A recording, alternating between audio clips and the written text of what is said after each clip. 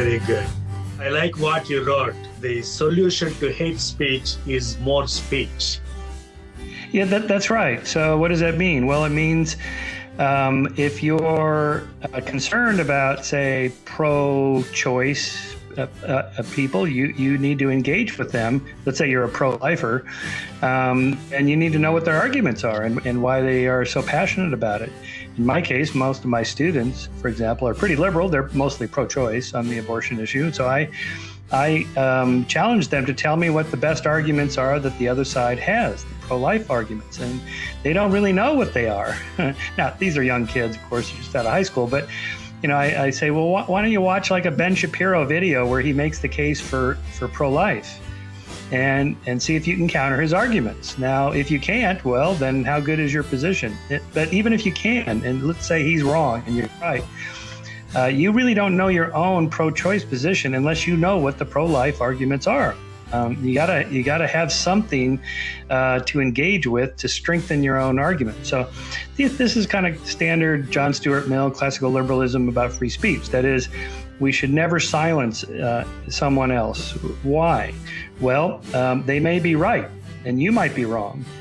But even if you don't agree with that, even if you think, no, I know I'm right on this one. Okay, fine, maybe you are. But knowing the other side's arguments will strengthen your arguments. And maybe you're wrong about some little tiny piece here, some little minutia thing over here, and you've improved your own thinking, your own arguments.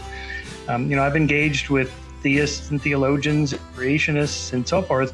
And my arguments, I think, are much better now because I've engaged with them. I've heard their case. And, naturally, I think I'm right. But even if I'm not right, but even if I'm completely right, at least I've grown as a person, as a thinker, by engaging these other people. So that's the argument in giving the devil his due. The devil is anyone who disagrees with you.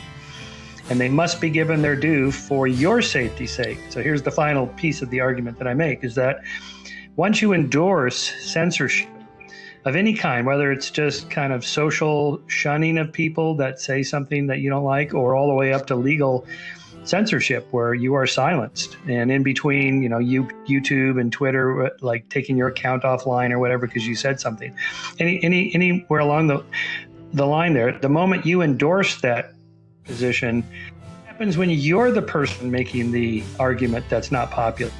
You're in the minority position making the case against the majority position. If you've endorsed or signed off on censorship, then what's to stop them from censoring you? Why should we listen to you if you won't listen to us? Anyway, that's the argument.